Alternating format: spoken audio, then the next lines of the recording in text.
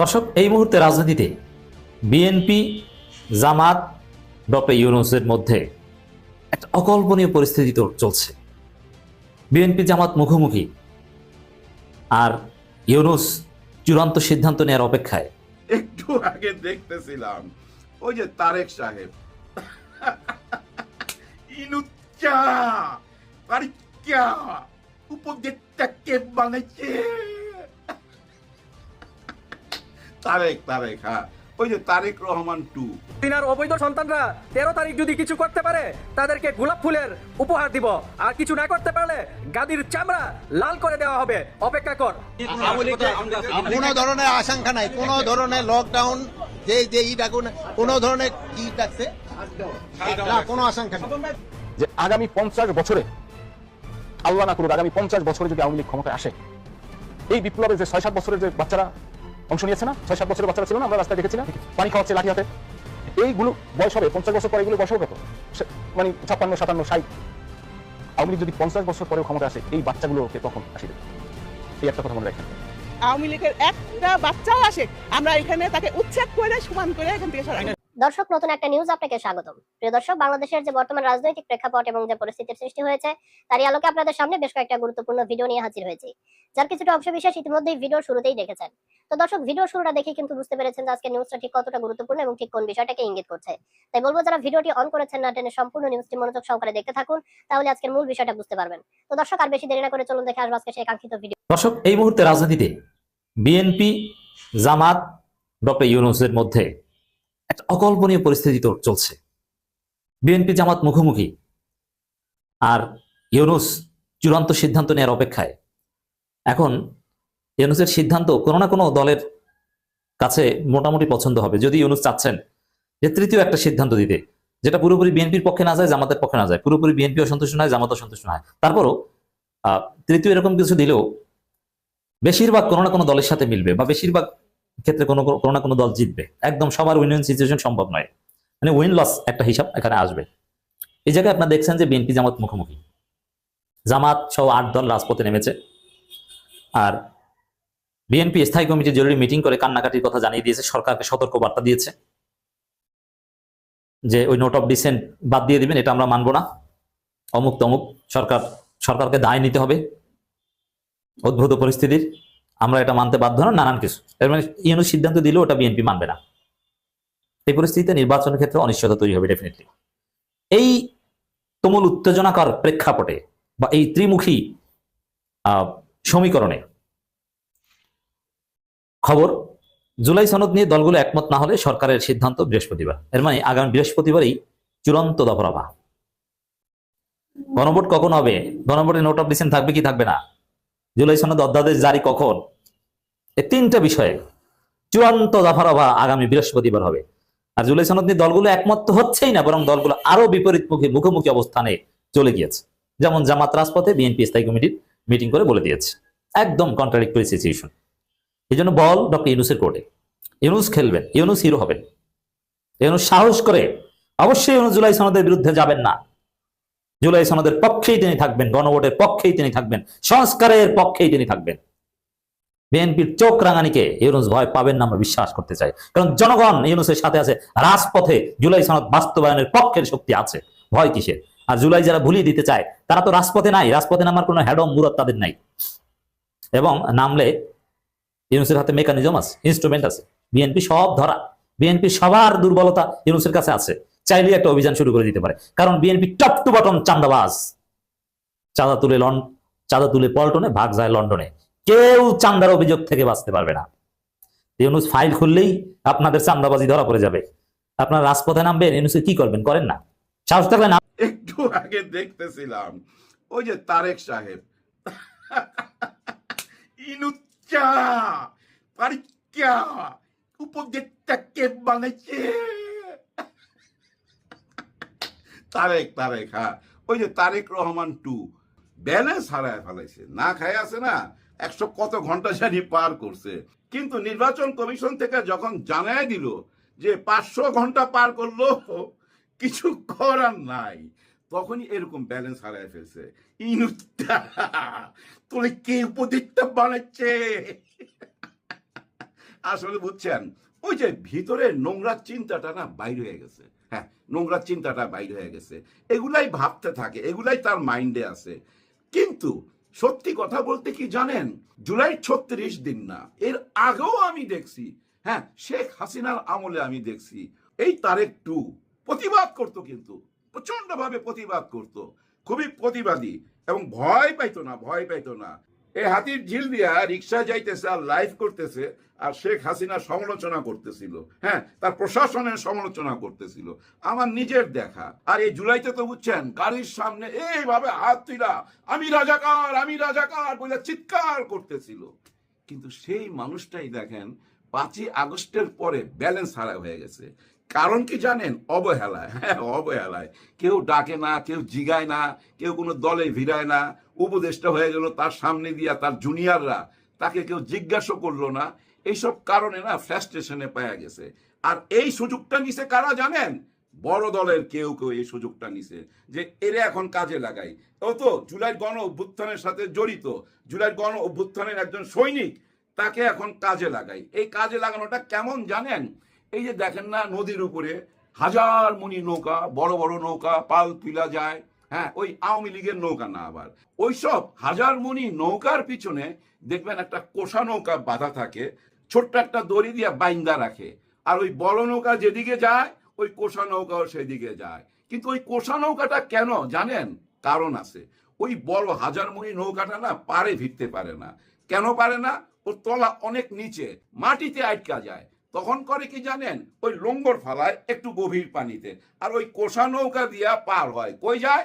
হাগু মুতু করতে যায়, অনেক কাজেই লাগে, আবার বাজার সদাইও করে, চিড়া মুড়ি কিনে, এরকম কাজেই লাগে, কাজে লাগে কোষা নৌকা। কোষা নৌকা খুবই দরকারি।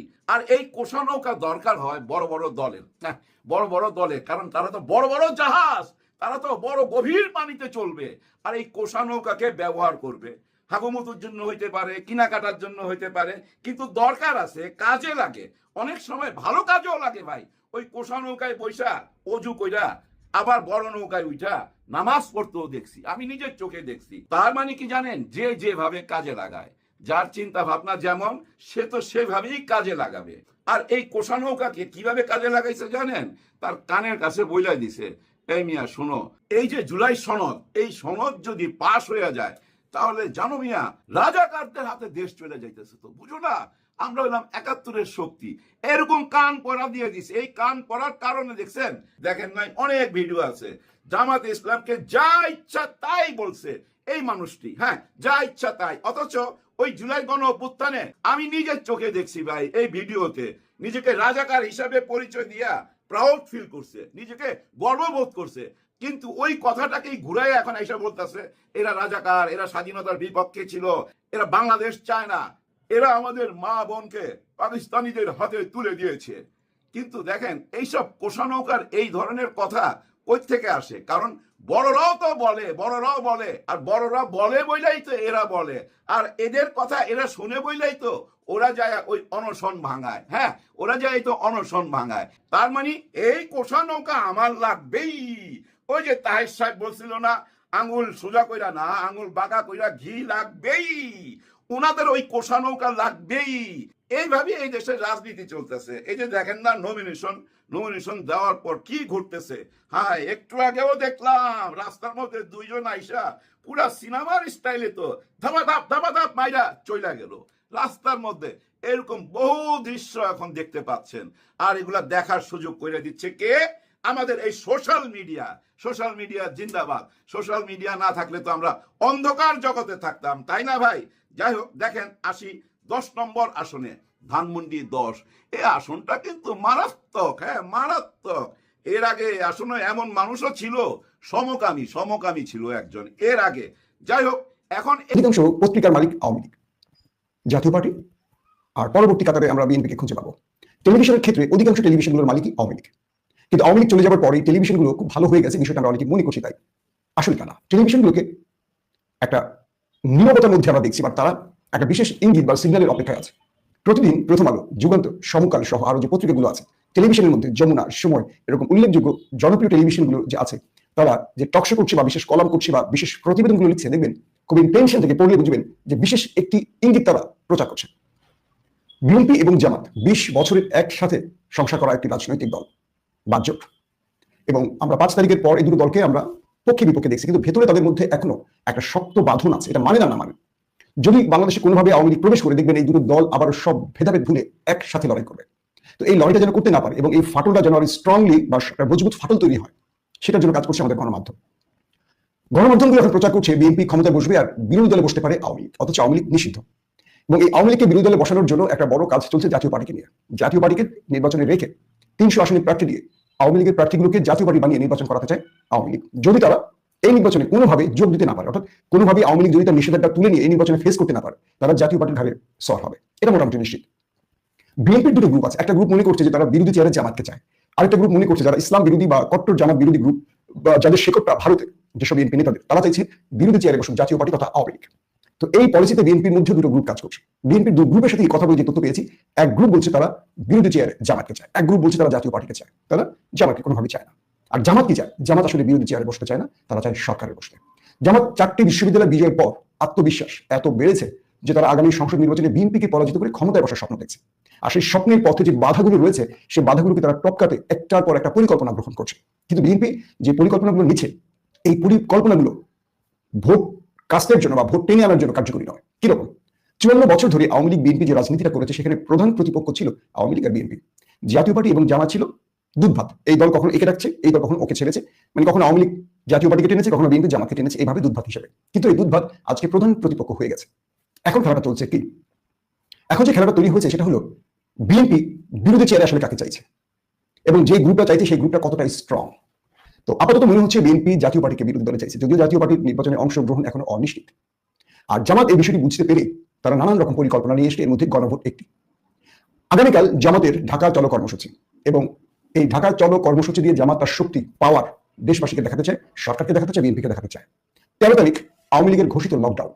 আজ রাতে, মানে যে রাত গেল, ভোর 6:45 শাহজাদপুর মেরুল বাড্ডার দুটো বাসে আগুন দেওয়া হয়েছে। এই দুটো বাসে যে আগুন কারা দিয়েছে তা পুলিশ নিশ্চিত নয়, তবে ফায়ার ব্রিগেড আগুন নিভিয়েছে এবং এই লক্ষণ মনে হয় রাজনৈতিক কোনো দল এই আগুন দিয়ে থাকতে পারে। তবে পুলিশের কিছু সূত্র বলছে এই আগুনগুলো আওয়ামী লীগের নেতাকর্মীরা দিয়ে থাকতে পারে, কারণ 13 তারিখ তাদের লকডাউন কর্মসূচির এটা একটা প্রস্তুতি বা একটা মহড়া হতে পারে। প্রশ্ন হলো, দুটো বাসে আজকে যদি আগুন দিতে পারে, কালকে কয়টা দিতে পারে? এবং ঢাকার বেশ কয়েকটি থানাতে রেড অ্যালার্ট দেওয়া হয়েছে এমন তথ্য এসেছে, বাট এটা অফিসিয়ালি পুলিশ বলছে না। আওয়ামী লীগ মাঠে নামলে বিএনপি জামাত একাট্টা হয়ে মাঠে নামবে, এই তথ্য পাওয়া গেছে দুই দলের পক্ষ থেকে। কিন্তু আওয়ামী লীগ মাঠে নামার যে প্রস্তুতিগুলো তৈরি করে দিচ্ছে আজকের ফ্যাসিজম বিরোধী রাজনৈতিক দল, সেটাকে তারা বন্ধ করছে। আওয়ামী লীগের সাহসটা পাচ্ছে কেন? জামাত এবং বিএনপির ভুলের জন্য। এটা কি তারা এই ভুলটাকে তারা শুধরে নিচ্ছে না? ধরেন কয়েকটা বিষয় উল্লেখ করি। আজকে সরকারের বেঁধে দিয়ে আলটিমেটামের শেষ দিন সোমবার।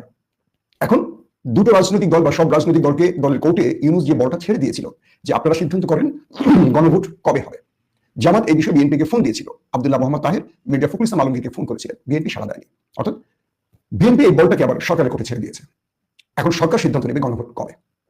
কেন ইউনূস বড় রকম বিপদে আছে, এই বিষয়টা একটু খেয়াল করেন। সাম্প্রতিক প্রফেসর ইউনূস তার সকল উপদেষ্টাদের নিয়ে একটা মিটিং করেছে। কয়েকটি গণমাধ্যমে দেখলাম সেই মিটিংয়ে অধিকাংশ উপদেষ্টারাই বিএনপির মতামত ব্যক্ত করেছে, অর্থাৎ গণভোট নির্বাচনের দিনই চাইছেন অথবা গণভোট বাতিল করলে আরো ভালো। ইউনূস সরকার সেই সময়টা নীরব ছিলেন, উপদেষ্টাদের মতামত নিয়েছেন কিন্তু কোনো মন্তব্য করেনি। এবং অধিকাংশ উপদেষ্টারা বিএনপির থেকে একটা গ্রিন সিগন্যাল পেয়েছেন, অর্থাৎ নতুন যে সরকার গঠন হবে এই উপদেষ্টাদেরকে কোনো না কোনো জায়গায় রাখা হবে গুরুত্বপূর্ণ পদে, এই আশ্বাসে উপদেষ্টারা বিএনপির হয়ে কাজ করছেন। এটি বলছে কি আমাদের গণমাধ্যম কর্মীরা, কিছু কিছু গণমাধ্যম এসে, এবং জামাতও এরকম অভিযোগ তুলেছে বিএনপি এবং উপদেষ্টাদের বিরুদ্ধে, যদিও এই ব্যাপারে বিএনপি কোনো মন্তব্য করেনি। ইউনূস আসলে সেই বৈঠকে চুপ ছিলেন কেন? ইউনূস তার কোনো বক্তব্য তুলে ধরেনি কেন?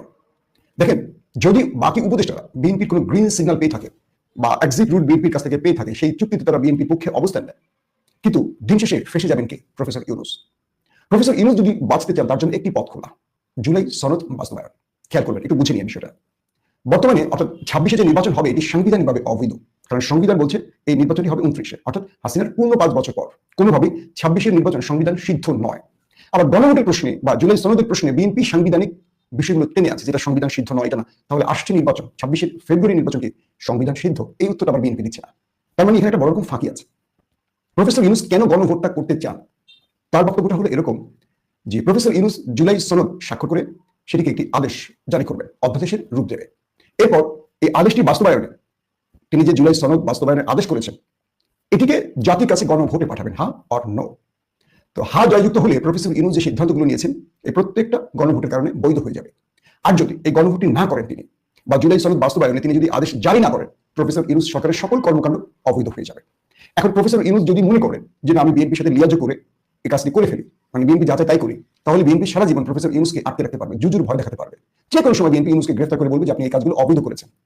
তাহলে ইউনূসকে কি করতে হবে? কোনো দলের কাছে হাতটা শিকুলে না বেঁধে বা জুজুর ভয়টা ঘাড়ে না চাপিয়ে তিনি যদি গণভোটটা করে ফেলেন, তাহলে তিনি মুক্ত হয়ে যাবেন এই বিপদ থেকে। তাকে আর কেউ আটকাতে পারবে না। কোনো দল, আদালত, সংবিধান মানে লঙ্ঘনের কোনো অভিযোগ তার বিরুদ্ধে আসবে না। তাই বিশেষ সূত্রগুলো বলছে প্রফেসর ইউনূস গণভোট চাইছেন এবং আগে চাইছেন।